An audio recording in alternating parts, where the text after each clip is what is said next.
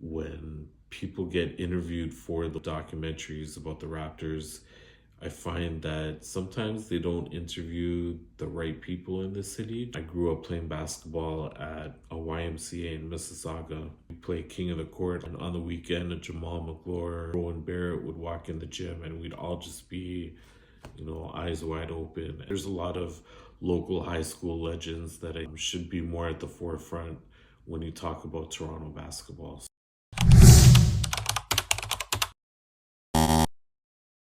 What's up, everybody? How is everyone doing? Welcome to another episode of Player to Be Named Later. I'm G. We're going to talk about the Raptors today. They took another loss yesterday. It's just one of those seasons, and it's going to be like that all season. Probably a lot of losses mixed in with a few wins here and there. But as long as they continue to fight, I think they showed their youth last night a little bit. Again, the injuries have, kind of decimated the starting five and the entire roster. I just hope that as a young team, they don't start losing that fire, or they start feeling sorry for themselves, because a lot of us in Raptors Nation, I think we feel like this team has a bright future. They showed again yesterday, even right down until the end, that they have a lot to look forward to. I thought Grady had a really good game. Jacoby had his moments.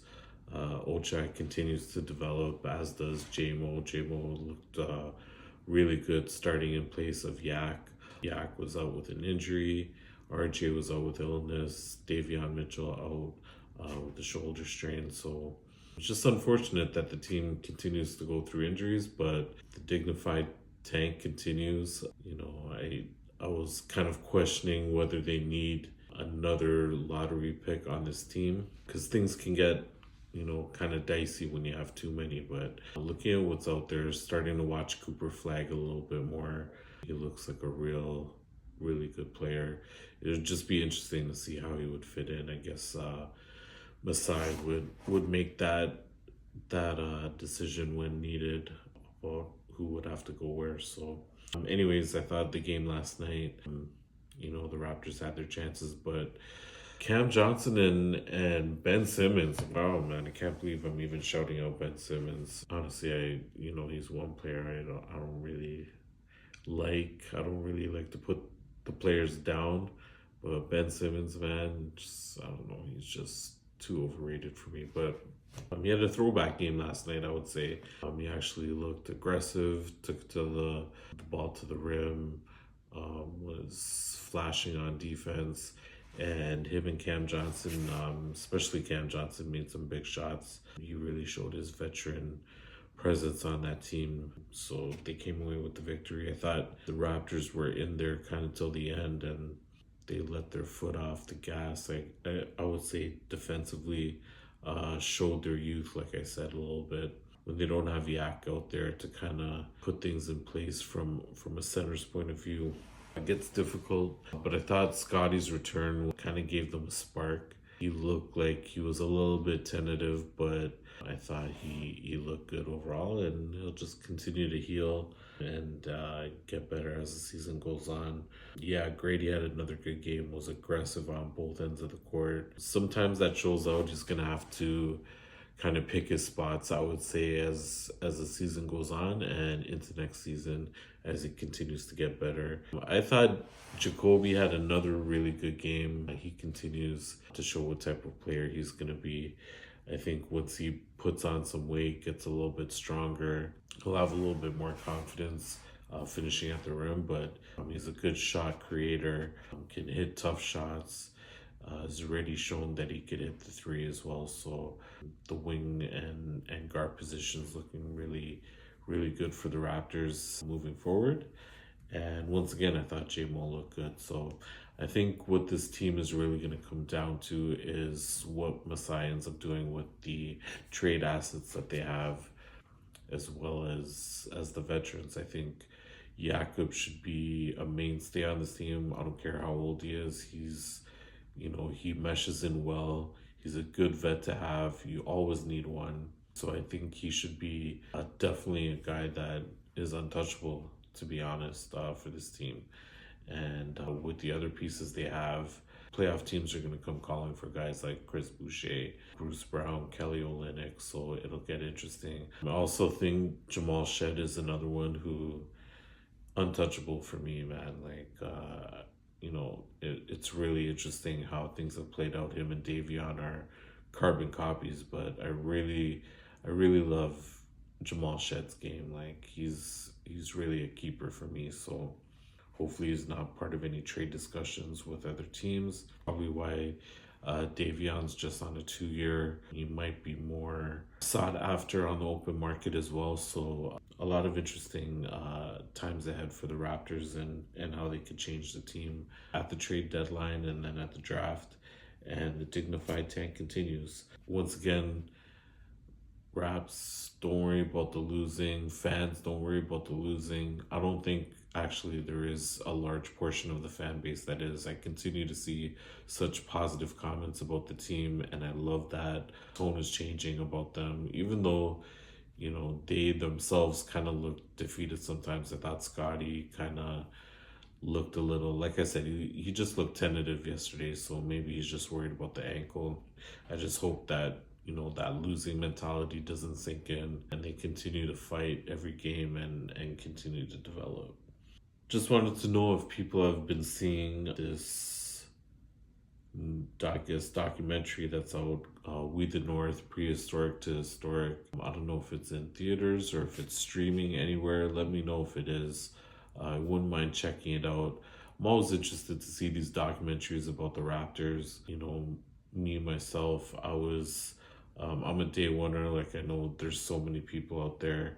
I know so many day oneers, and it's always interesting when I see these documentaries or see people who weren't really there from the first day. And I'm not saying that that's some kind of pre-requirement to be a long-time Raptors fan or be a Raptors fan, but just to see how they were influenced by the team, what their perspective is. And so it's always interesting, and I wouldn't mind watching that and seeing what it's about. When people get interviewed for those kind of documentaries about the Raptors, I find that sometimes they don't interview the right people in the city. Just this is my personal opinion. I just always find it interesting because I grew up playing basketball at a YMCA in Mississauga in the mid-90s. And there would be times we'd play King of the Court all week. On the weekend, Jamal McClure or Rowan Barrett would walk in the gym and we'd all just be, eyes wide open. A lot of us were influenced at those times by players like that. There's a lot of local high school legends that I think should be more at the forefront when you talk about Toronto basketball. So just something to keep an eye out when you watch those type of documentaries, that there's a large segment of the basketball population in Toronto that's kind of going unnoticed, and I think they need a platform and they just need to be brought into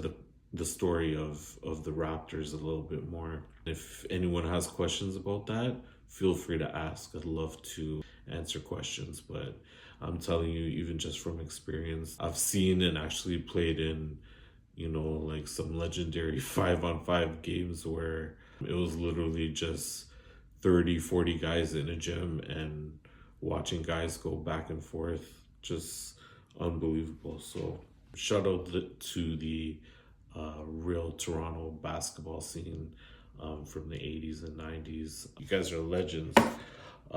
Just want to talk about a little bit more about the NBA. Milwaukee Bucks win that second annual NBA Cup by beating the OKC Thunder. Honestly, I was surprised. I thought OKC would have kind of taken it to the Bucks. But it seems like Giannis is kind of taking things to the next level. He looks like he's been kind of fed up of what's been going on in Milwaukee recently, and I don't know what he expected with Doc Rivers as coach, to be honest.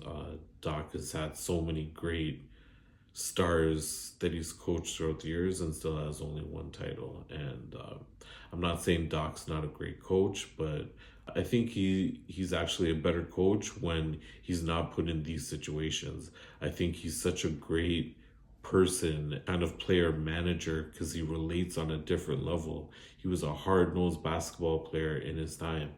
And because of that reason, I think he would actually be better suited coaching a younger team that's learning instead of trying to manage stars. I think stars just have their own way how they want to play, and I don't think Doc really meshes too well in those kind of situations. I think if he's more on a squad that's kind of learning, like I think actually him in a Houston type of situation, Houston now would have been good. But I mean, shout out to Emi Udoka. He's a great coach and he's doing really well down there in Houston. But I'm just saying I think it's that type of team, or maybe even more of a development situation.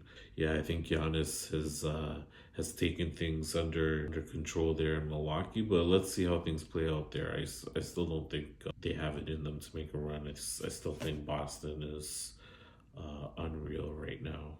And then yesterday, wow, the Warriors lose by 51 to Memphis. Steph 0 for 7. That's just a crazy one. Obviously, a crazy anomaly. I think that was only the fifth time Steph has never scored a field goal, please. I mean, greatest shooter of all time. That's just really a one-off. I think Golden State has those, like, every year, even throughout their championship year. They always had these, like, kind of one-offs where they get just creamed. I don't know if they're just off that day or whatever, but that was kind of a crazy one to lose by 51 to Memphis. But yeah, I thought that was interesting. Wanted to know if anyone has seen or heard about LeBron's comments about the game, about the All-Star game changing to a different format. I thought it was pretty interesting, and I think LeBron's kind of transitioning right now. It's really interesting to watch how, as he kind of winds his career down, where he's headed. Is it to ownership, or could he be making a sneak run at commissioner? Who knows? He didn't really want to give up his ideas on how he thought the All-Star game should change, but he did have some comments about what the state of the game looks like right now. Too many threes being shot. I fully agree. Like I just mentioned, I watched basketball growing up in the 90s where it was mid-range, go strong to the basket. That's how you showed your skill.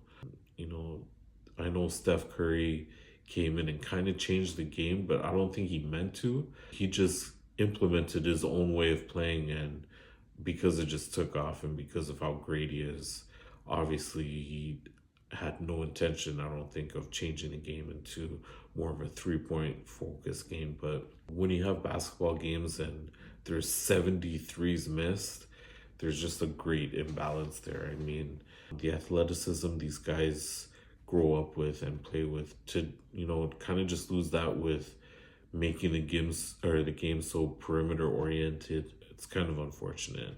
And you think about the passing of the torch here. You have that last kind of generation of the Jordan Kobe era, where LeBron, KD, Steph, these guys are all going to be retiring soon, and passing the torch to Shea, Trae Young, Wemby, Ant, Paulo Banchero, Scotty, JT, Luka, Ja Morant. So I still think there's hope there, though, because when you think of that set of guys, there's a lot of Kobe and Jordan in those guys as well, and I hope they kind of bring the mid-range back and the threes kind of balance out, and it goes back to a more regular amount of threes being taken in a game. Because it's true, I miss those games where guys were going strong to the basket, and instead of flailing to try and get a foul, the big, like, when you're going to shoot a three and your head goes back, and James Harden and even Trey to some extent. JT does that a lot, fishing for fouls. I really hate that part of the game. And flopping is on a next level with these guys and their threes and the kickouts. So bring back a little bit of the mid-range. That's why no matter what, I'll always be a DeRozan fan, even though he said some wild comments. recently. I just thought him sticking with the mid range all those years was a shout out to the old school. So yeah, I think with those set of guys, you think about Shea, the way he plays at his own speed. He shoots a lot from the mid range, takes it to the rim a lot, and has some wild shots. But that's what that era was about. I said it before. He could probably play in a lot of different eras. Trey shoots a lot of threes. Wemby's still, his game is still kind of unfolding. But and Paulo Banchero, Scotty, Luca, these guys play a different kind of game. Luca depends on the three a lot too, but he has a lot of kind of Michael in him, backing players down, taking it to the rim, fadeaways, some crazy shots he makes. So, hopefully that part of the game comes back. And LeBron's right, man. Stop with all these threes. I think the athleticism needs to be brought back into the game instead of the, crossover pullback three. Why are guys doing that? You saw what Jordan Poole did the other day. I thought that was so dumb. You cross the guy over, then point at him, and then you lose your opportunity to shoot the three.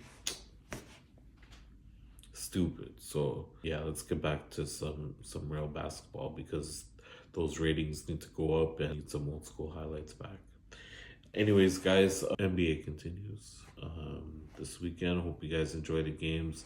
I'll be back with I got to do my greatest Raptor of all time and my all-time starting five. I need to work on those videos. Just wasn't able to record the last couple of days because there's renovations going on in the condo next door. It's literally been all day, and then, forget about recording after that. So thanks for watching. Thank you for all the comments again, and please continue to watch. Thank you for all the support.